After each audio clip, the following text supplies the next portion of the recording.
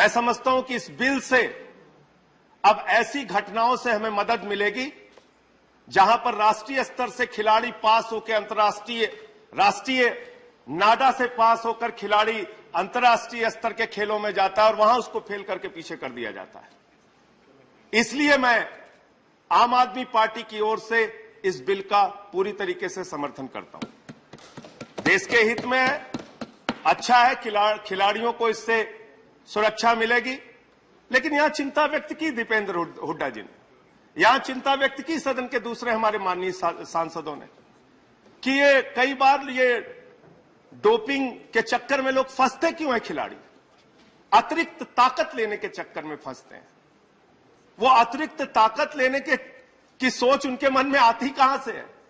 क्योंकि जब वो मेडल की रेस में जब पीछे होते जाते हैं, सोचते हैं चलो किसी तरीके से मेडल हासिल करते हैं। लेकिन कई बार उनके साथ साजिश भी होती है। उनके साथ जो टेस्ट होता है, ऐसे इंजेक्शन जानबूझ के उनको दिए जाते हैं जिससे वो टेस्टिंग में फेल हो जाए। और इसलिए इस बिल का होना बहुत आवश्यक है कि ऐसी तमाम साजिशों पर, ऐसी तमाम कार्रवाइयों पर और ऐसी टेस्टिंग कर करके जो हमारे खिलाड़ियों को पीछे रखा जाता है, उससे उनको बचाया जा सके। लेकिन इसके साथ साथ क्या खेल के प्रति हमारी सरकार का ध्यान है मान्यवर? यहां माननीय मंत्री जी बैठे, मैं आपके माध्यम से बड़ी विनम्रता पूर्वक उनसे पूछना चाहता हूं, 130 करोड़ की आबादी वाले हिंदुस्तान में आप अच्छे खिलाड़ी कैसे बनाएंगे जब आप खेल का बजट मात्र 3000 करोड़ रुपए रखते हैं? 3000 करोड़ रुपए का बजट आप 130 करोड़ की आबादी में रख रहे हैं। और 2021 में आपने खेल का बजट कम किया, इस बार थोड़ा बहुत आपने बढ़ाया। तो खेल को इतने उपेक्षा भाव से क्यों देखा जाता है? खेल के ऊपर हमारा बजट क्यों इतना कम रहता है? खेल की तरफ हमारी सरकार का ध्यान क्यों नहीं जाता? और जब आज एंटी डोपिंग पे आप चर्चा कर रहे हैं मान्यवर, पूरा देश हम लोगों को सुन रहा होगा और खास तौर से हमारे वो नौजवान सुन रहे होंगे जो हरियाणा के गांवों में, उत्तर प्रदेश के गांवों में, बिहार के गांवों में, पूरे देश के अंदर दिन रात सुबह 4 बजे उठ के शाम तक मेहनत करते थे कि उनको देश की सेना में भारत के लिए मरने मिटने का मौका मिलेगा। उनको भी आपने बगैर डोपिंग टेस्ट के फेल कर दिया। उनको तो बगैर डोपिंग टेस्ट के आपने फेल कर दिया। भारत की सेना में जिनके मन में जाने का जज्बा था, यह अग्निवीर योजना लाके, यह 4 साल की योजना लाके उनके जीवन के साथ खिलवाड़ किया आपने। मान्यवर, मैं आप लोगों से, आपके माध्यम से इस सरकार से कहना चाहता हूं, कभी आइए देखिए और खेल को बढ़ावा कैसे दिया जाता है। खुले मन से आइए खेल मंत्री जी, चलते हैं दिल्ली के सरकारी स्कूलों में, जहां अरविंद केजरीवाल और मनीष सिसोदिया ने मिलकर सरकारी स्कूलों के अंदर स्विमिंग पूल का निर्माण किया है। सरकारी स्कूलों के अंदर हॉकी के ग्राउंड बनाए हैं, एथलीट के ग्राउंड बनाए हैं, वर्ल्ड क्लास हॉकी के ग्राउंड बनाए हैं, जहां पर बड़े बड़े स्पोर्ट्समैन तैयार करने के लिए मिशन एक्सीलेंस की योजना दिल्ली की सरकार लेके आई।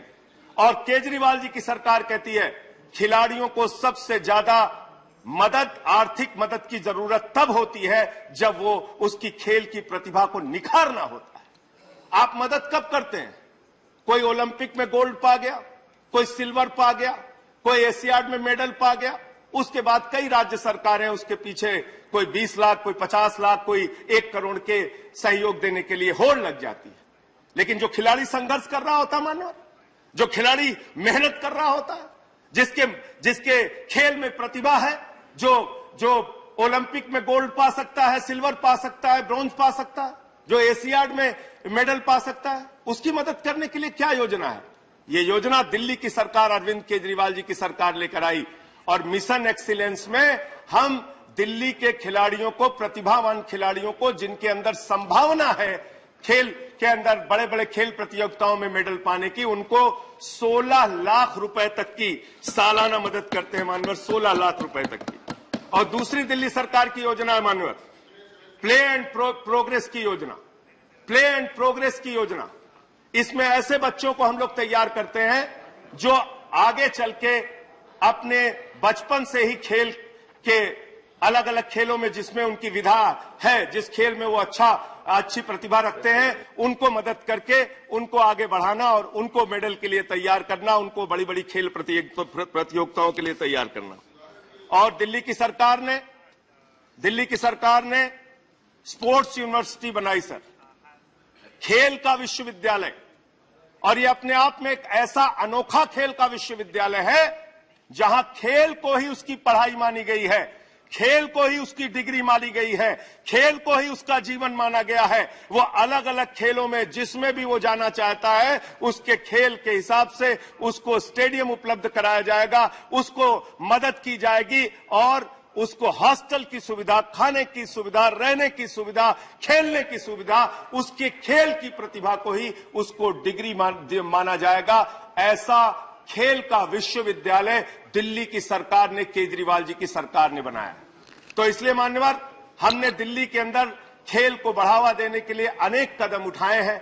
मैं फिर से आपके माध्यम से इस बिल का समर्थन करते हुए सरकार से अनुरोध करूंगा, हमारे खेल मंत्री जी से अनुरोध करूंगा कि ये जो खेल का बजट है ये ऊंट के मुंह में जीरा है, इस बजट को बढ़ाइए। बहुत सारे ऐसे खिलाड़ी हैं जो अर्जुन अवार्डी हैं, जिनको बड़े बड़े अवार्ड मिले हैं, जिनको बड़े बड़े मेडल मिले हैं। ऐसी कहानियां पढ़ने को मिलती है कि वो अपना मेडल बेच के कहीं मूंगफली बेच रहे हैं, कहीं चाय की दुकान लगा रहे हैं, कहीं ठेले लगा रहे हैं, कहीं सब्जी बेच रहे हैं। ये जो खबरें आती हैं मान्यवर, ये दिल को दुख देती हैं, तकलीफ देती हैं। मैं जिस उत्तर प्रदेश से आता हूं वहां की आबादी 24 करोड़ की है और उस 24 करोड़ की आबादी में मान्यवर, जब हम पढ़ते हैं ओलंपिक का मेडल, एशियाड का मेडल, कॉमनवेल्थ का मेडल और उसमें हमारे प्रदेश का नाम नहीं होता तो हमें तकलीफ होती है। इसलिए मैं अनुरोध करूंगा कि खेल की ओर ज्यादा ध्यान दीजिए, खेल का बजट बढ़ाने का काम कीजिए। बहुत बहुत धन्यवाद। If you like this video ಬೇಗ ಲೈಕ್ ಮಾಡಿ, ಕಾಮೆಂಟ್ ಮಾಡಿ, ಶೇರ್ ಮಾಡಿ ಹಾಗೂ ಯೋಯೋ ಟಿವಿ ಕನ್ನಡವನ್ನು ಸಬ್ಸ್ಕ್ರೈಬ್ ಮಾಡಿ।